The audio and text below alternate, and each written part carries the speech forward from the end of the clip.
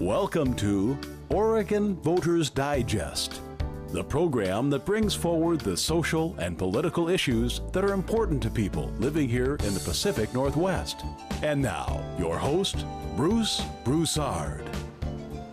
Well, folks, as you can see, we're ready to do it. You've got your voters pamphlets, you've got your mail ballots, if you will. I'm talking politics now. You've got to open this stuff up, and you've got to open it up, and then you've got to take that ballot, and probably then after you've had some discussions right here that we're getting ready to have here at the Oregon Voters Digest, you got to pick up some of those newspapers, like, for instance, the Tribune. You got the Tribune out there that basically it's a giveaway. You got the Willamette Week out there. You got the giveaway. They've all endorsed candidates accordingly. And then you've got the access of, again, community television. And then you've got your neighbors. You know, it's nothing like getting a few of the neighbors together and having coffee and discussing the issues, the things that are on your mind, the things that are on your mind. And then after that, you open up that ballot. Don't mark anything up at this point in time. I know that for the seniors, you normally pick up the Oregonian. But you see, I have to pay for that piece. But you pick up normally the seniors pick up there and they put it side by side with their endorsement. They just go right down the line because, in all due respect, they're retired and they're not interested in getting all this heavy politics. They figure the Oregonian has credibility, so they just do their deal. My point is that you got to read this stuff, and because these are very critical times right now, and we're right in the midst of change. You heard about it when the president ran for office, the presidential candidates. That was changed. That's still going on. But now here in the state of Oregon, that's our focus as far as the Oregon Voters Digest. We're focusing here in Oregon. What about our livability and our state aspect of it? And because there is always a living room in every state of the union, Portland, Oregon, and metropolitan Portland is the living room for the state of Oregon. So consequently, we're going to be talking about the importance and about who these candidates, how do they relate, if you will, to this living room concept, because that's where the issues are. That's where the masses are. And so that's what we're going to be doing. And so you got to follow me now. Follow me. Again, you can go to YouTube and tell your friends and whatever. It's there on YouTube, Oregon Voters Digest with Bruce Broussard. You'll see it. And you've got some back shows there that will have interviewed candidates, talking to the issues, around table discussion, and get some ideas in terms of how you would want to run it. Then we got the live telecast, which is on Comcast, and you'll be seeing the schedule of that. This is a live show right now, Comcast. This is community television right here. This is community television, and so I'm suggesting do everything you can to maybe look at some of those kind of shows. They too will be going into major discussions, okay, with that. So the format today is that this is the opening of the show. Again, the voters pamphlet. We want to make sure that you've got that voters pamphlet and you pick it up and read it. Go through it. All your ballot measures and all of the candidates who are running for office. Some, by the way, didn't put their ideas because it costs you to get in there. But we just happen to, part of the deal of my program today, we're going to be interviewing one of the gubernatorial candidates who's going to be running for office. We're going to interview this guy. He was a progressive party, but he's running for office.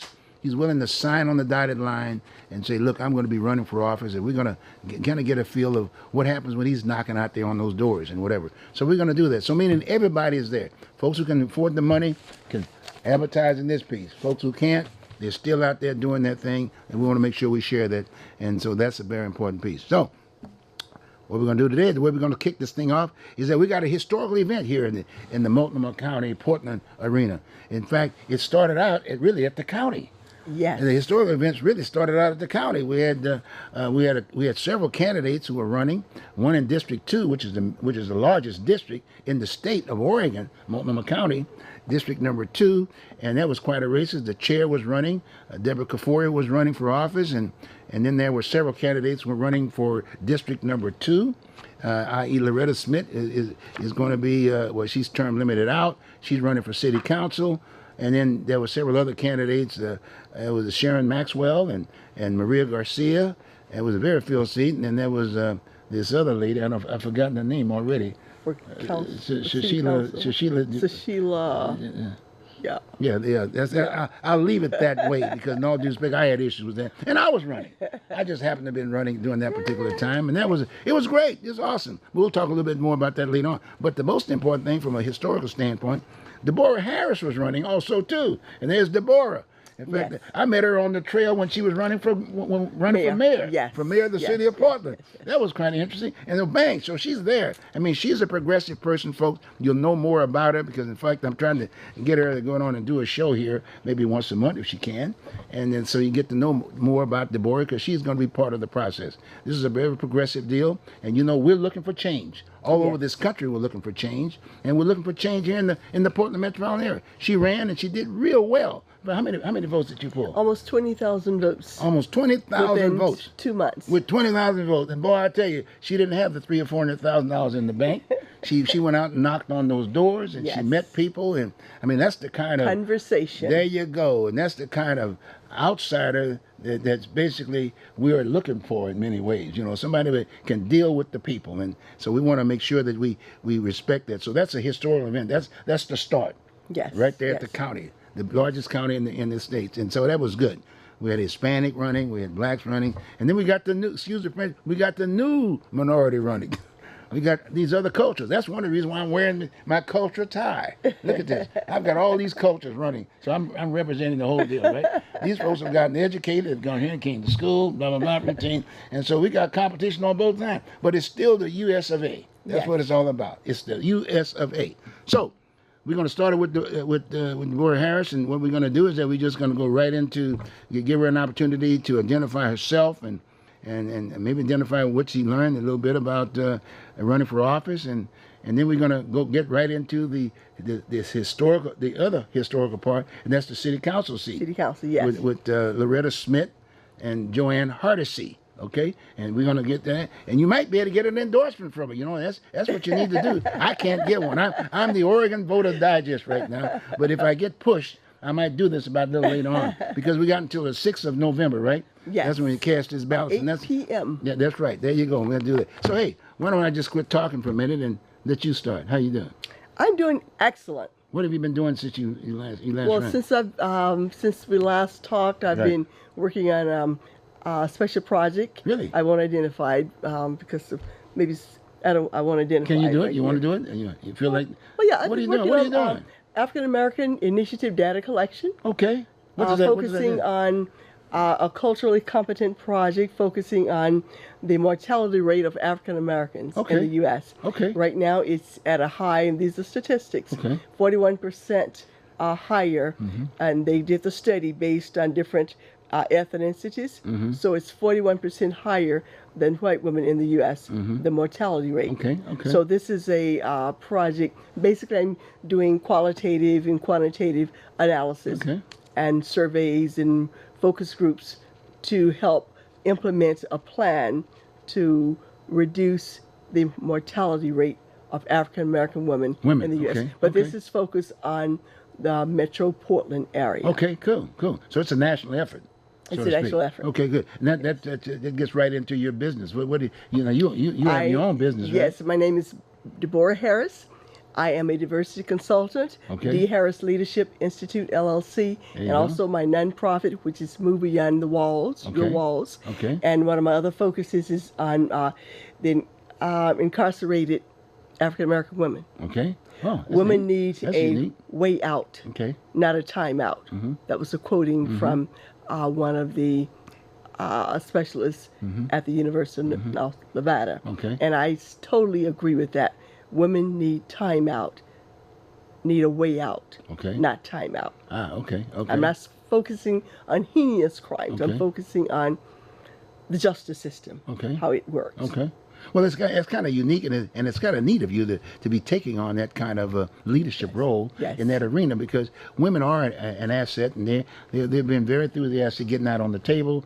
There's the Me Too movements and this, that, and the other, but the culture thing has gotten down to the point there that everyone is kind of like, at the table, right? You got me? And then you have to look at the children. You look at foster homes, how many kids are there? Right. How many of these foster kids belong to a parent who is incarcerated over something that's very minute? Yes. Whereas they could be bonding with the children, getting them out of the foster home, and recreating that family bond. Okay, good. Now tell me this, in that organization that you're working with, is it a diverse kind of a deal? There are other entities that are at the table across the board?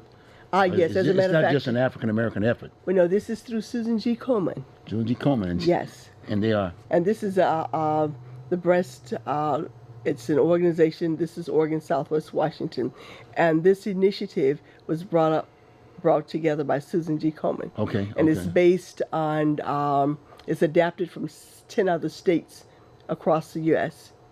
where they have found disparities in breast cancer among African American women. Okay. Just to name a few: Chicago, St. Louis, Memphis, great. Washington D.C., Oh, great. several other. And this is states. ongoing with you right now. That's what you're doing right now. Well, right now this is right now I'm basically doing the consulting phase of it, where Okay. we're collecting the data. Okay. And from this data that we collect, we'll turn all this information in, do the narratives and so forth.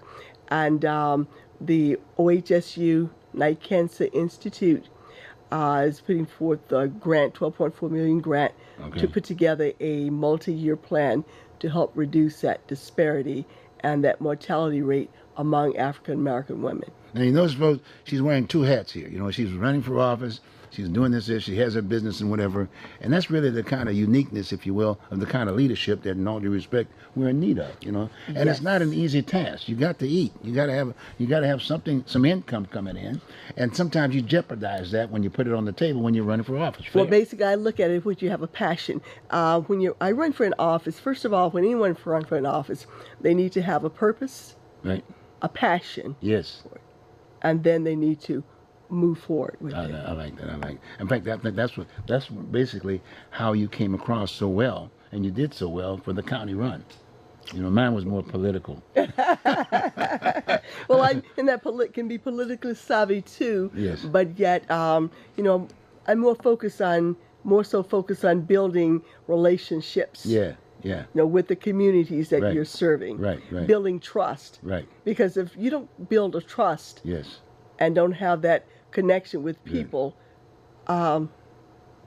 I got people you. sort of shy away. Yes, yes, yes. I hope you get that, folks. If you're an audience out there, for those who might be interested in running for office in the future, hey, here's a good example here. I'm a different man. I've got Oregon Voters Digest. It's my job to present those individuals who are interested in running for office and make sure we vet them to make sure that they have that leadership quality about them, because that's what it takes. Like she was saying, you got to build trust, but you got to have a solution with reference to whatever statement you are making in regard how is it going to better our way of life here in the state of Oregon in a very diverse way.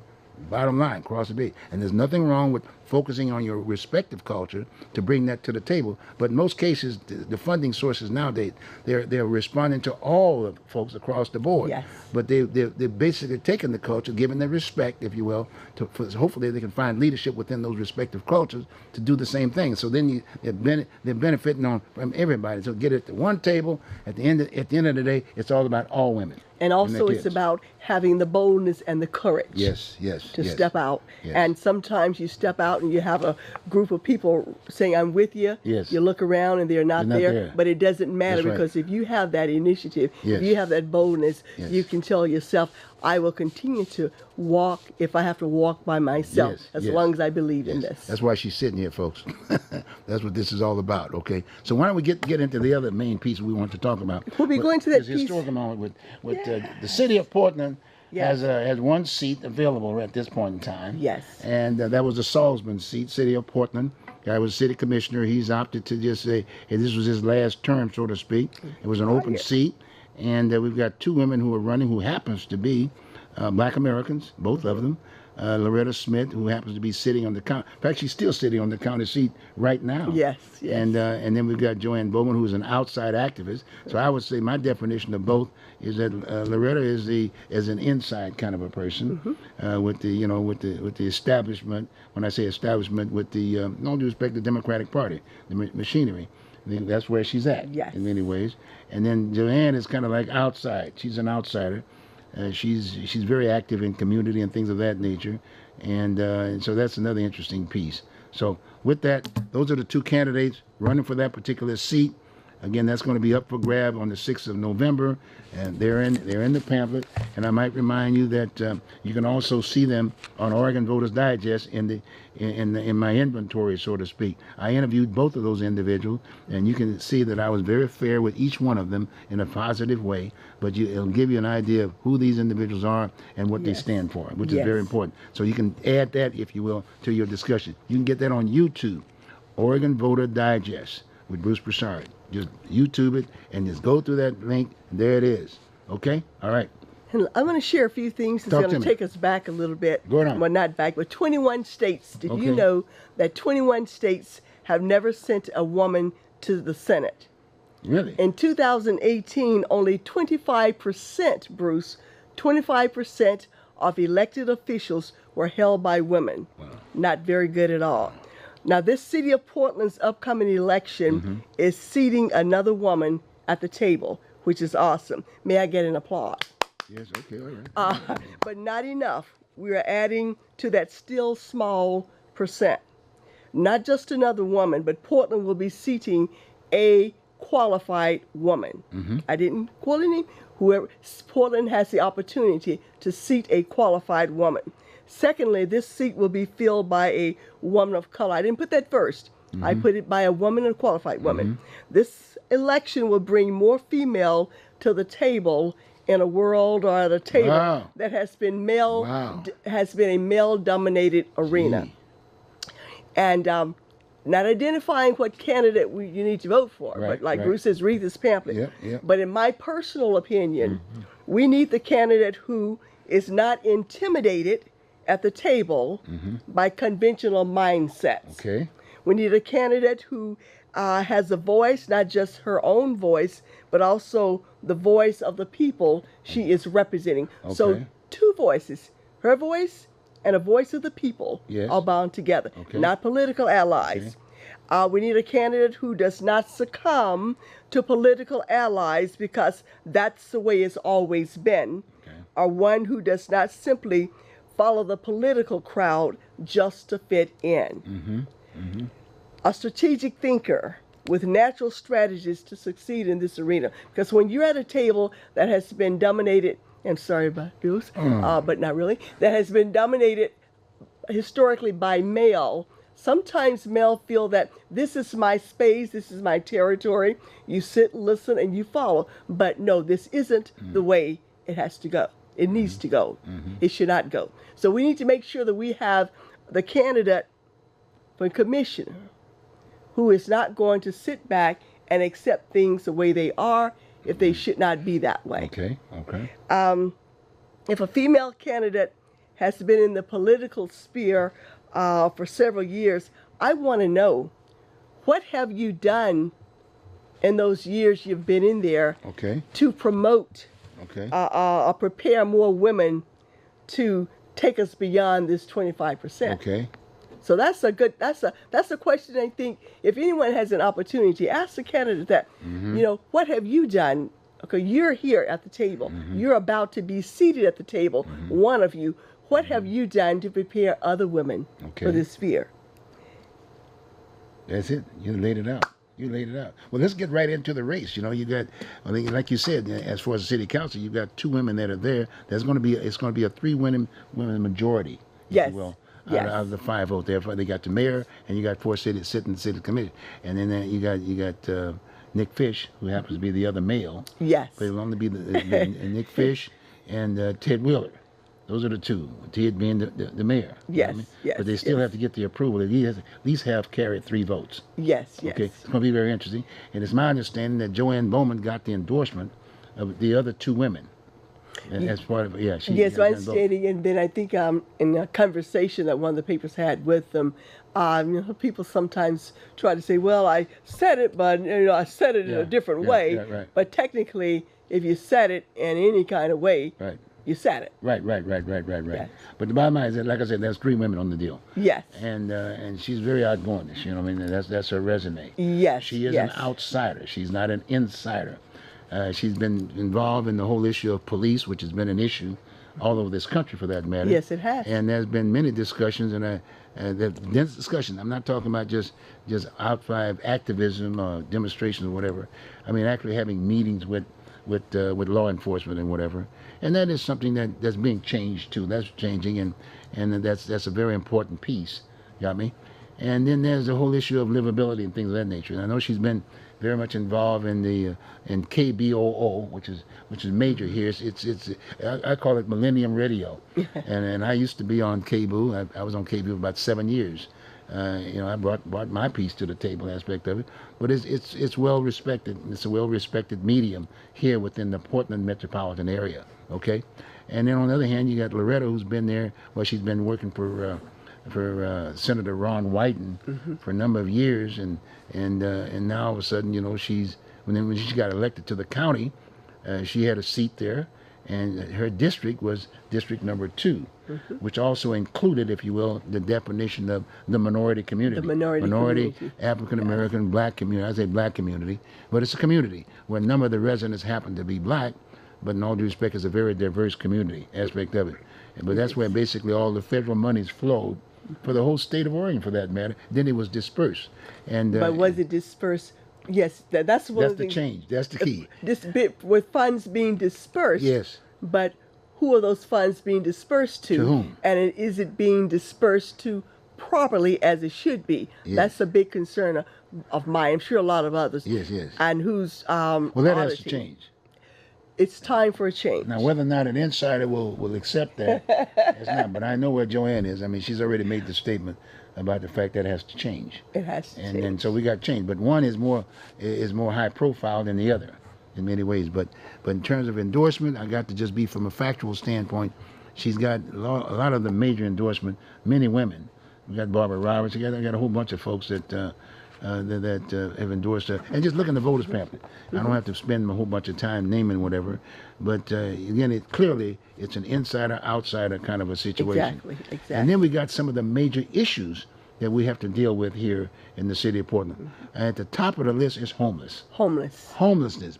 And being very simple and very basic is that the folks in Portland, Oregon, or in the state of Oregon for that matter, are basically saying one thing. When I get up in the morning, I want to be able to walk out my door and I don't see a tent sitting up on my lawn. I don't want hypodermic needles on my lawn because I've got kids and I've got animals. And some people are saying, Bruce, oh well, anywhere you go in America, in the U.S., you're going to see that, but it's not as prevalent as it is here. Right. And even though you do see it, that doesn't make it acceptable. No. So we want to be the leader. We need to be the leader to change things. Yes. So what are we doing differently? We want to do something different. Exactly. So the world or the rest of the U.S. can point at Portland and say, wow, we want to follow the practice that they did to change that. Exactly. And on that same note, when you think about it, we had an issue like that with animals at one point in time. We don't have animals running around straight on the streets anymore. They get picked up, they get taken care of, they get fed, they get their shots and this, that, and the other. So here we got human beings. That's insulting. I mean, you got families that are out there, and these folks have no housing, they have nothing. They are using, excuse me, the toilet. I'm just being basic about things, and it's crazy. The fact of the matter is, we've had this low because we had this NAFTA thing. This, i.e., we were sending our jobs, blue collar jobs out like it was confetti, but now they're coming back. You got me? So we got to make sure that when we start talking about homelessness and solving this problem, it's not about, i.e., we need low-income housing for homeless folks. The fact of the matter is, the housing programs that we have today basically are saying, hey, you still have to pay rent. And when if you don't have no job, you can't pay rent. It's respect.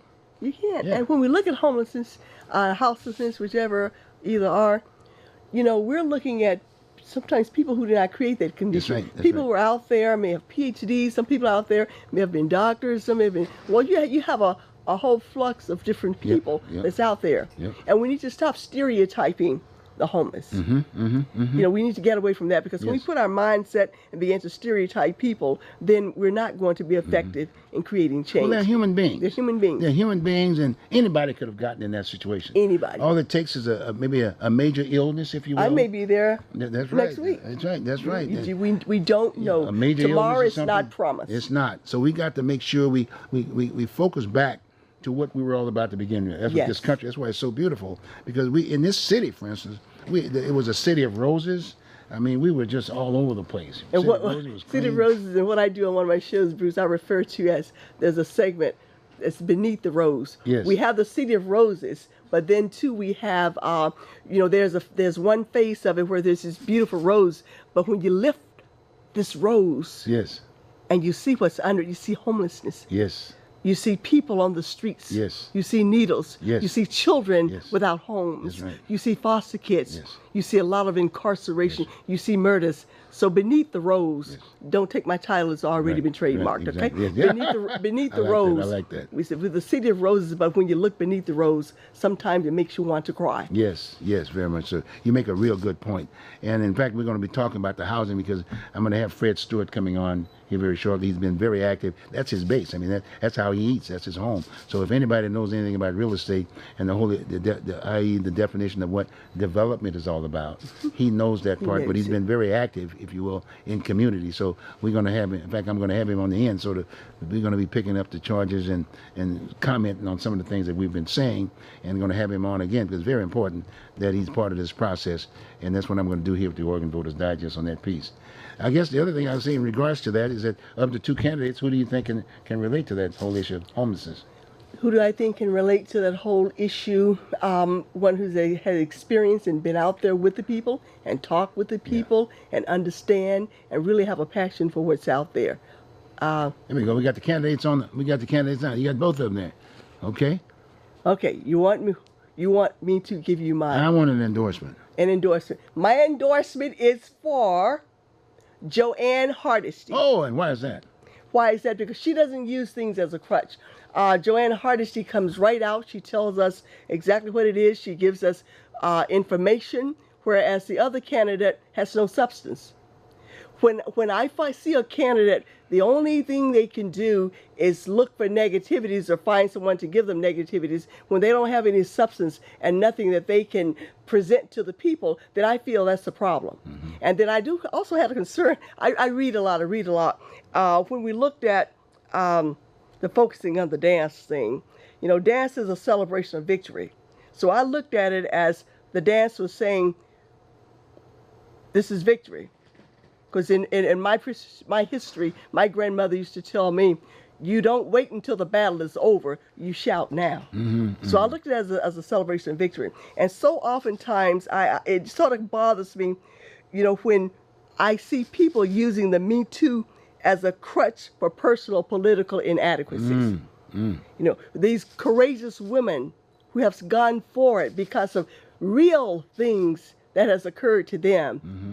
You know, it should not have happened. Yeah. But when we find people using that Me Too to help support them in some manner way because you feel you're going to get the sympathy of the voters, I find it despicable. As opposed to dealing with the issues. As opposed to dealing with the issues. Because, you know, Wapato was another big issue that was on the table. And that could be another, we're going to chat about that even more, because Wapato was there when I was running and you were running. And I did say Joanne Hardesty, right? Yeah, you did. You said Joanne. Said Joanne Hardesty. And we'll spend a little bit more time about the Wapato piece. And again, like I said, if you want to get some feel about the idea, definition of Wapato, or this, that, and the other, and that position, if you will, you may want to go again through the Oregon Voters Digest, and it's sitting up in the file. You just go to YouTube and you just bring it on up, and you can look at those, which is good, by the way. And that's still at the table. In fact, I noticed that Bueller, who's running for governor, is now jumping to the fray about taking over the Wapato situation. He said, yes, I'm going to use it to do the homeless thing, and I'm going to put it together. And that was one area. Then Ted Wheeler jumped in. Well, Ted Wheeler went in there first. Ted Wheeler jumped in there, and because he has basically the money. He's kind of like indirectly running the county, and he's running the county and the city at the same time. I'm not going to knock Wheeler. We don't get him. Well, but he's excuse the French. I'm gonna get. He's still in. Excuse me. He's still in boot camp. But that's okay. He's the mayor. He is the mayor of the city of Portland. But the fact of the matter is, Joanne still hasn't been able to take the lead, if you will, of the, because, you know, she's been using the Wapato deal, which I think was great. The idea, she's been there. She knows where it is. She was a sitting commissioner. That's where it is. It's where it was. I think that, well, I won't get into about the purchase aspect of it. I got my own concept, but we're not going to spend more of our time on that end. Well, look, this has been great, and hopefully you're going to be available later on down the line. You might want to change your mind or something. I will make myself available. Okay, that sounds great. Well, I'll tell you what we're going to do. We're going to take a short break, and we're going to bring in some other guests and kind of follow up with them. This is campaign 2018. You got to vote November the 6th, and get your friends around. We're going to be right back, and we're going to continue where we started. Thank you very much, Dave. Thank you very much. It was great. Okay? Thank you. Sounds great. Okay, we'll be right back, folks.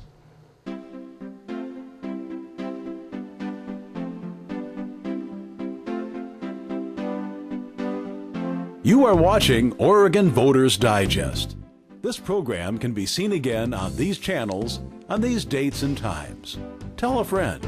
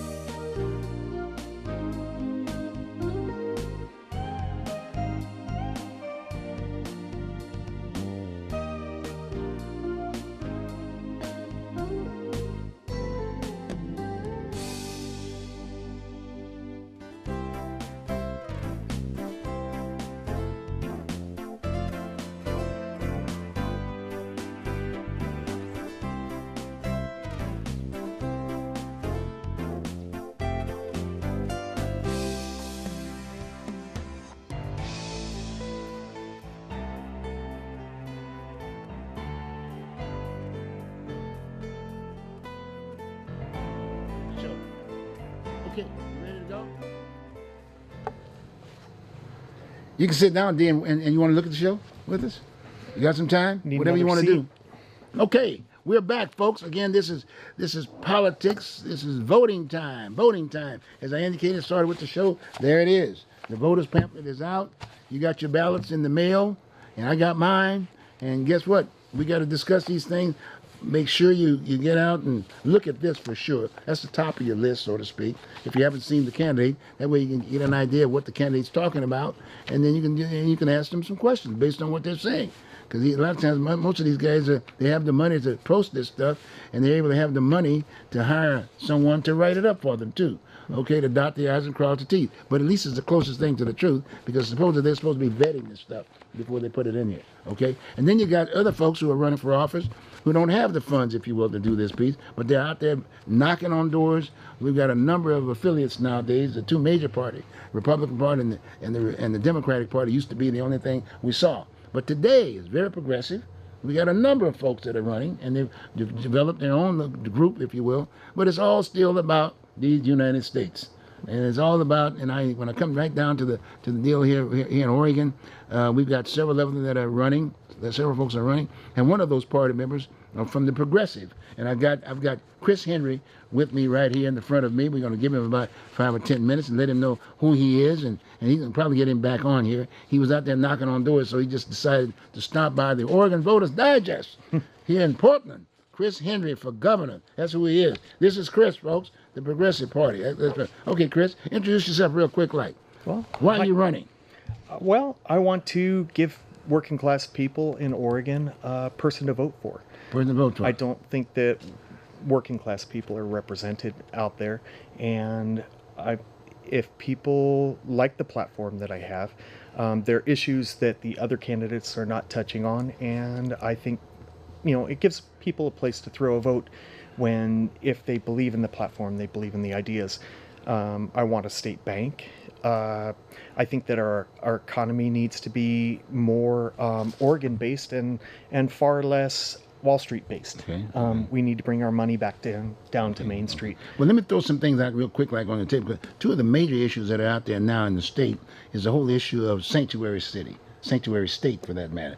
It's an issue. Well, it's around the country, but in Oregon, it's here. It's been around here for quite some time. Aspect of it. Were you able to talk to? Were there some questions in regards to that when you were knocking on doors? And how do you feel about that? Well, I haven't necessarily knocked on doors. I'm working class myself. I drive a truck through the night. I drive to Canada and back, or rather to Bellingham, and I trade off freight with the Canadian drivers who come down over the border. So but you're talking to people still.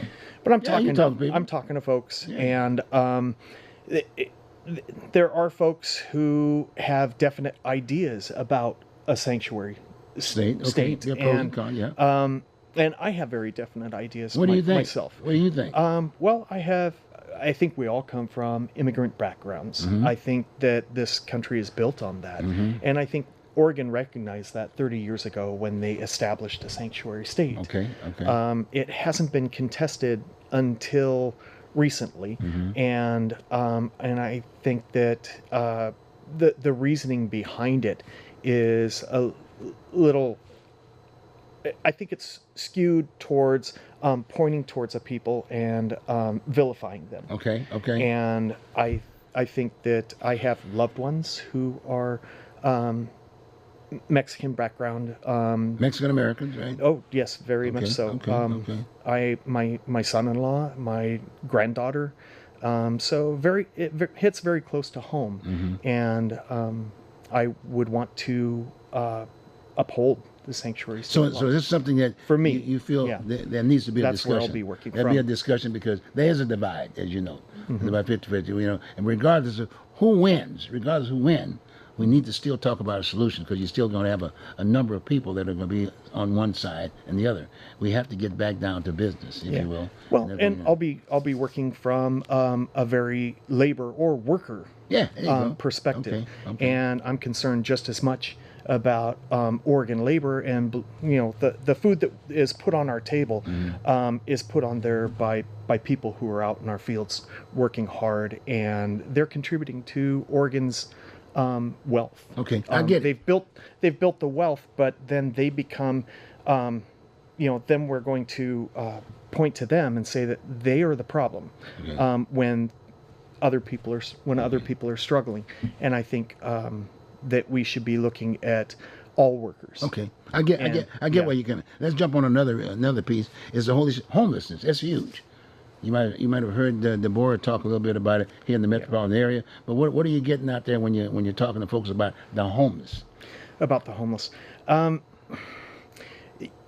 again, we're talking. Most of the issues that are on the table are you have people who have definite ideas about it.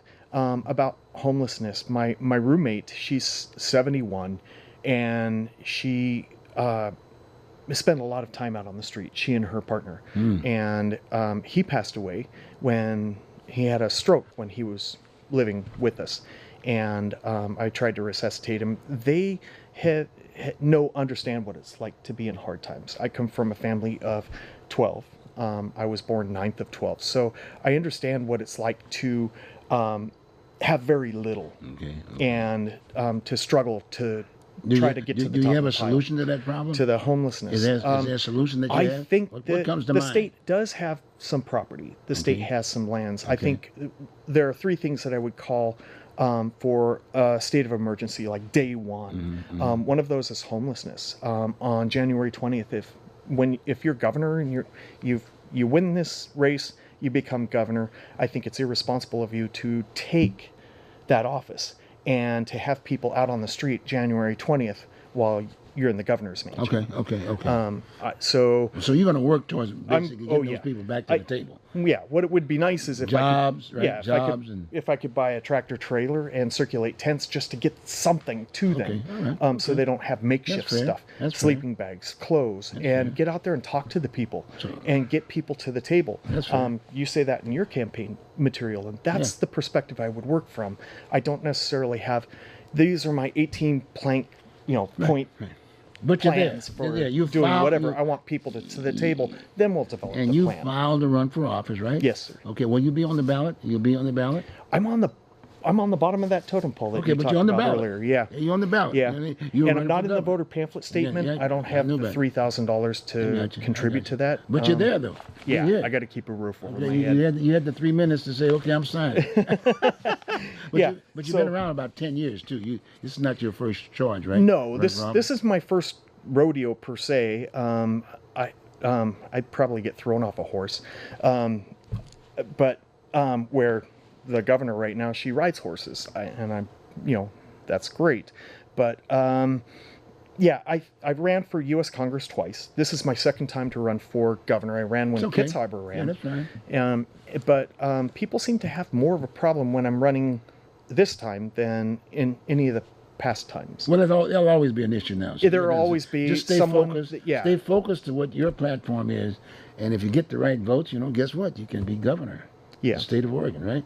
Yeah. Well, look, this is about the time we all have. I got to get Fred on, and Mark might somebody else might stick their head on the table a bit. Okay, good.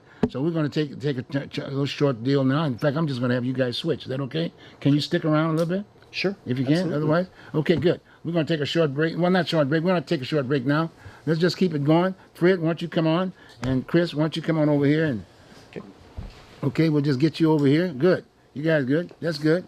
All right. Sounds good. All right, Fred. Sliding right on that. I know you've seen this guy before. You got this guy. You've seen him before. Mm-hmm. How you doing, Fred? Doing good. You That was a very good interview. Was it okay? You like that? Yeah, that was a very, very good interview. Good. Well, hey, let's get right down to business. Mark might come on in. We'll just throw a chair in there because he's been around too. He's run before. Okay. Might add, Fred, for those of you who haven't seen Fred before, he's run for office before. Yeah, he's run before. Yep. He's run before. He's very active on Facebook, and he's under Fred Stewart, and he's very active in terms of putting the issues on the table. He's a realtor. I know that for the fact. And he was very instrumental of knowing what's going on in the Portland metro area because he's been a star salesman in that arena. Yeah. And if anybody knows housing and this, that, and the other, he does. And so I wanted him to come to the table and talk a little bit about this historical race, and at the same time talk about some of the major issues that we have sitting on the table here in the city of Portland. Okay, and whatever revolves around. Come on, Fred, get right on in here. All right. Talk about first, I got to say hi, Mom. Just found out the other day my mom makes sure she watches every one of these shows. Is that right? Oh, okay. So, how you doing, Mrs. Stewart? Hey, very excited about this race. I mean, I'm hearing about people putting a lot of thought into who to vote for, Joanne or Loretta. You know, I'm still, neutral. I support both of them. Yeah. Because I got issues. I tell people that I consider both of these women friends, and I consider both these women. I got issues with them. Yeah, there they are. You know what I mean? Yeah, they're on the. I've known them both for a long time, and I think either one of them gets on, we'll do a good job. Have you gotten close to an endorsement yet? Are you going to wait for a minute? You're going to be like me and wait for the till the 6th of November? I'm not going to endorse. Because I plan. You got that smile on you. I plan on working. Well, people keep asking me all the time. If I put 2 photos in the front of you and I put one in the front of you. Now, here's Loretta. What do you... People ask me all the time. Smile. You get the smile? Well, hey, Loretta is the first black person. This is Joanne. Loretta is great. Joanne's great. You stumbled on that when I put that picture up there. No, not stumbling either one of them. Okay. All right, but you're talking about two technically historical figures. This is a moment that they're sharing. But you look at somebody like Loretta, the first black person elected to the Multnomah County Commission. Period. People say Gladys McCoy was, but she was first appointed. Right. So you're looking at a woman who's very rare. She runs a little counter to the direction that the county has run. It's very difficult to be a black leader in a mostly white town, even with the liberals, because it depends. It's hard dealing sometimes with liberal white people, almost as hard to deal with conservative white people. Okay. I mean, they're two different facets. All right. So everybody keeps telling me, well, Loretta hasn't done much. And I go, guys, she's been dealing with some of the most powerful white liberals in Oregon history. But she's an insider. And they don't... You agree to it, right? She's not an insider. Well, what do you mean she's not an insider? She's not pierced... She's an outsider? What She has not pierced that Wait a minute. hood. Are you saying to me that she's not an insider? She has not pierced that hood. She worked for one And Joanne probably hasn't done it. I mean... She worked for Ron White for 25 years. I mean, that just because you work as a butler in the White House doesn't mean you get to, Okay. Well, she is in the inside house. I mean, come on. She got total control of the inside house. No. Jesus She's Christ. not. You said and neither is Joanne. Now, no, she was outside. You're looking at technically the two most powerful black people in Oregon political history. Technically. I mean, that's what I'm talking about. People don't understand how far behind we are. I mean, if you look at what happened to me with the Oregonian and when I'm at WIC, when they lied about my kid, about me beating on my kid and stuff. Yeah. Now, look, they would have never pulled that with a white guy that's my counterpart. Let's say the same amount of influence or whatever like that.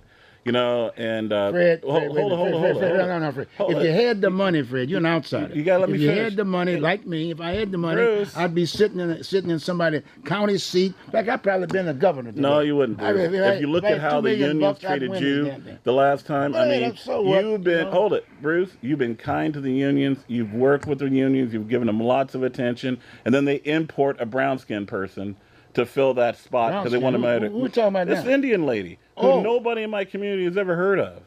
I mean, that shows you how we get gamed by even the liberal side sometimes. Because here's this brown-skinned woman. She's an Indian. My mother's never heard of her. Nobody in my mother's street. I go to Maranatha, a church. There's not one old black lady that knows who the hell this woman is. You know? But you know what? They knew who some of the white people that were running. They knew who you were. You know? I mean, the thing is, I tell people, this is why a lot of black people nationwide have decided not to vote. Because the liberals aren't living up to what they promised. And then you know what the Republicans want to do. So wait a minute, it's like, wait a minute, Fred. Who do you vote for? Who do you vote for? You see, you got to understand one thing about Fred. We're both former Marines. We're Marines. Once a Marine, always. Yeah, but guys, this is I'm trying to put people in how important this moment is. I think whoever wins is going to move the needle, a little bit forward. Yeah. Let's talk about Wapato. Wapato. Now here's a situation here now. It is an issue. We know. Hey, I mean, the weather's not here. We're fortunate to have October weather this time around. Bruce, I know. Bottom line, what happens when the snow hits the deal and we got 500 beds that are sitting there and you can't get people off the deal? What's the deal? Bruce, the deal is the county and the city does not want to end up owning a mental hospital that they can't afford in the budget. That is the big. But a dry place to stay. I mean, that's better than a tent. Bruce, you're still like going white over it. I sure am. The state could not afford the last state hospital. That's why Kids Harbor pulled us out of that business. The state. Come on now, Fred. Now you know what happened to that deal. Okay, what do you think Developers. There was a property down there. You in the real estate business? Well, go over there and check it out now. They got high rises. Bruce. They got big money to spend in that deal. Bruce. And that's what they're doing here in this city. Bruce. I mean, I think you're conflating two different agendas here. I'm not knocking developers. Let's quit playing the game about we're doing all this housing promotion stuff for the homeless. They're not going to give it to them. It's going to cost them some money. Bruce. Tom McCall, a Republican, tried to shut down the state hospital for the same reason in the early 70s. It's so expensive. That's why the state said we can't afford it. Now maybe we could afford it if we did something with Tom. What's her faces with PERS. Tom McCall said to the homeless, he said, "Visit but don't stay." He did say that, but I'm talking about the mental hospital. The issue is the people of Portland, and this is what somebody who's running for office or somebody who's in office should say is, do we want a mental hospital in Multnomah County? Because the citizens are going to be the ones that are going to have to end up writing this check. And this is a big check. But what about the humanity about the piece?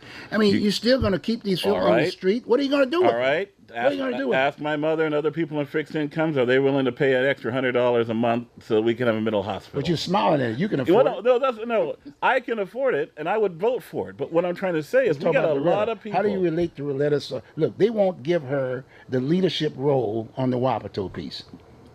I mean, she's running for office. There's no giving. No. My point to you is she was sitting there.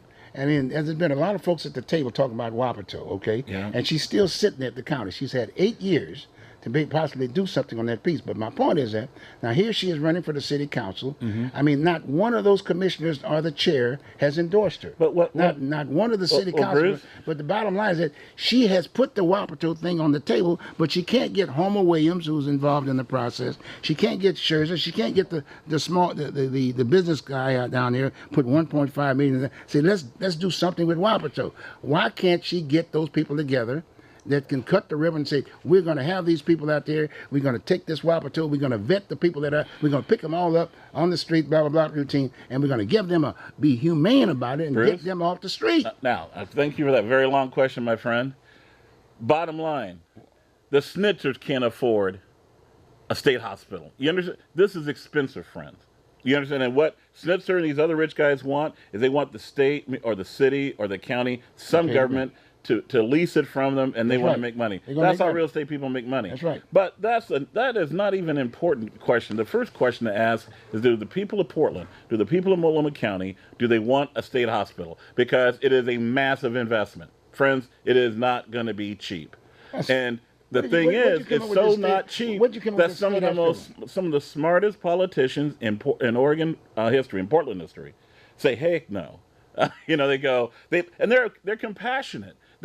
These aren't mean, draconian people. These are people who said, I don't think I can lead Multnomah County or the city of Portland into developing a state hospital that even the state of Oregon can't afford. Because you know what's going to happen? If we put if that thing turns into a state hospital, next thing you know, we're going to have mental patients from all over the state ending up in that location because it's just going to be inhumane to let them die on the street. Well, Fred, but who's going to pay for it? Is the state jumping in this? Now, you see, this is what I like to hear from. I like to hear from our state legislators, like Lou Frederick.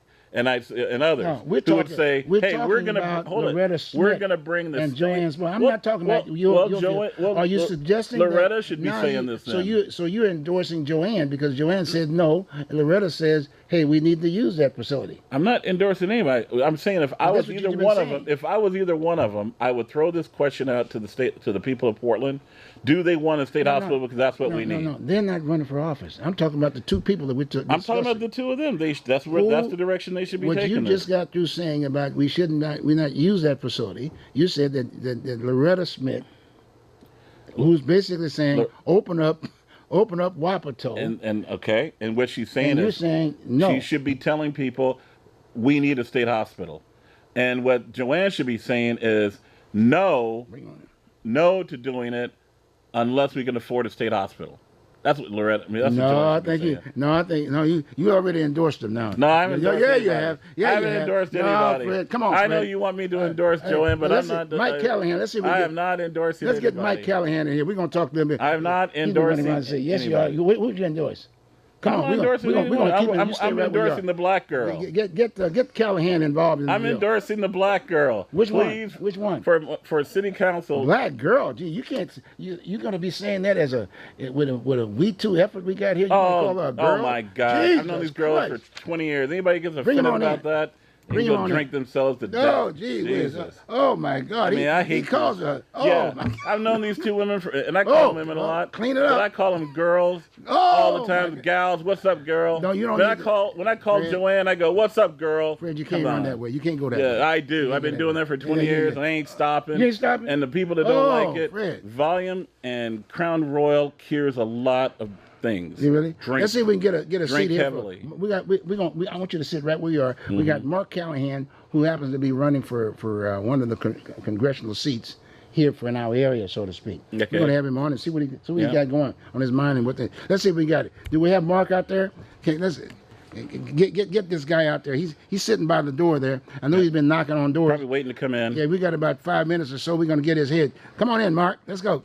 Get him a chair over here. Get a chair. He's a hard-working guy. He'll get his own chair. Mark's a Republican. No, he's Mark Callahan. I know, but he's a Republican. No, he's an Oregonian. Yeah. Come on, Mark. Come on up. Come on. Bring that chair. Yeah, come on over here. Get over here. Get over here by this non-partisan. How you doing? How you doing, Mark? Good. Yeah. How you doing, buddy? Doing good. Looking good. Now this guy has been running. Mm-hmm. For what? Which position? Congress, Oregon's 5th District against Kurt Schrader. Schrader. He's running against Schrader. That's right here, close by. You're probably having fun doing that one. Yes, I am. That's a good one. Well, let's introduce him real quick. We got about 5, but I want us to get in the deal. Okay. Well, how's it going? How's the campaign going? Campaign's going great. Okay. Campaign's going great. I still can't get Schrader to come to the table. You may have to give him a call to get to the table. Well, maybe he'll come here if you interview him. I bet he's got more black people in his contact list on his phone than he does. He got Kurt Schrader does. Yeah. He got me. Yeah. I bet he has more. He's in good shape. Well, tell me, how's the campaign going? Campaign's going great. We just filmed our first TV commercials. Okay. And we're good. going to be releasing those in the next couple of weeks. Oh, good. Make sure you send us one. We'll do. And we have radio ads that are going to be coming out this next week also. We have some running on the coast, and as well as we're going to have some on Lars this week. Okay, cool. We're getting out there on the ground doing canvassing. Still going to a lot of meetings. I've been doing a lot of Rotary clubs. Yes, I know. Senior living centers and every place. Well, I called this guy this afternoon, in fact. Well, this morning, so to speak. And he is sitting here. I called these other candidates a week or 2 weeks ago, and I can't get them. I called Chris. I got him just right out here. He's knocking on doors and getting involved and whatever, and he shows up. The rest of the folks don't show up. What's the deal?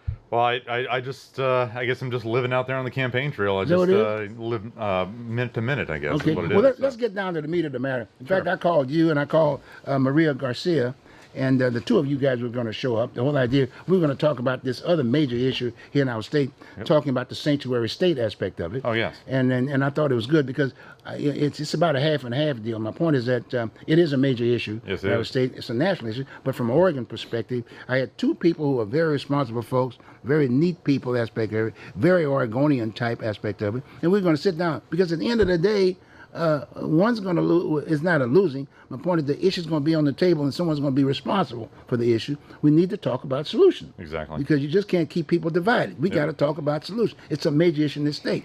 And so anyway, Maria was sick, but so she'll probably be here next week. And we'll continue the conversation.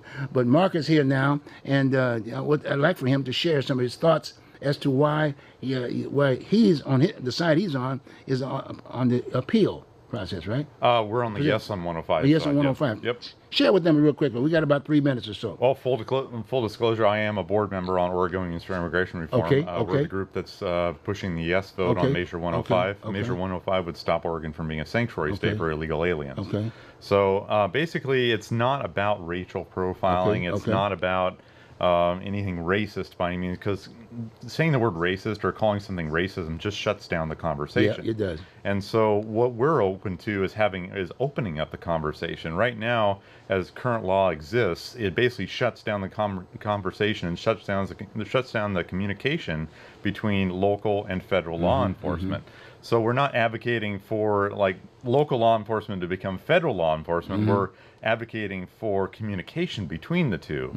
Right now that communication does not exist, and we have situations like the Wilsons down in Salem that were killed by an illegal alien drunk driver. We have Sergio Martinez that's been deported 12 times from our country, that raped and hurt a 64-year-old woman here in the Portland area. So, I mean, people Oregon or illegal aliens should not even be here in the first place to do that kind of heinous acts to, say, a 64-year-old woman here in Portland, or killing the Wilsons down in Salem. They shouldn't even be here in the first place to do that. So that's what we're advocating for, because if local law enforcement can actually communicate with federal law enforcement, then the people that should not be here right now, i.e. they're here illegally, will not be here, because they'll be deported by federal law enforcement. And that's the rationale. Wait, hold up. So that's your. Are you done now? And now, so you guys are. So that's really what the platform's all about, right? Exactly. Okay. I mean, the other side will spin it as racial profiling. It's not racial profiling, and it's not racist by any means. It's basically just opening up lines of communication, is what it is. Okay. And I really appreciate you coming in, because the whole idea was to get Maria here too. Yeah. So therefore, you could be able to talk your side. She was going to make her position, right? And then we're just going to talk about how do we solve this problem, so to speak. Exactly. We got to start the communication piece. Exactly. So I want to thank you very much for being here. Oh, even though she wasn't going to be, I told you that, and you came regardless. Yeah. You found some time. Fred, any quick minute? We got about 50 minutes. I was just going to say that 50 seconds, that the whole thing about illegal immigrants, we shouldn't have illegal immigrants in Oregon, and nobody should be supporting us being a sanctuary, because if somebody's here illegally, they're committing other crimes that have nothing to do with violence. But there's a lot of crimes you have to commit in order to stay here, in order to survive. I agree. And and if we are going to allow that, then gee whiz, how come we're not letting more black guys get away with crimes? You know what I'm talking about? I mean, you can be born here in Portland, Oregon, and be black and have the book thrown at you by Rod Underhill. But because you were born in Mexico and you're sneaked up here and you're here illegally, you're going to get a pass on a lot of crimes. So no. We should not be a sanctuary city. The white people who endorse being sanctuary cities, they're the ones that are racist. That's a good point. Good point. Well, guess again, he's going to be here next week too, right? Yeah, I'll be here next week. Mark, thanks very much. Thank you. Hey, look, folks, take care. Again, get these pamphlets out. These pamphlets out. Get your where you're going to be voting. Don't vote next week. Wait till you go next week. You going to be here next week? You're going to try to. Okay, good. Sounds good. Take care, folks.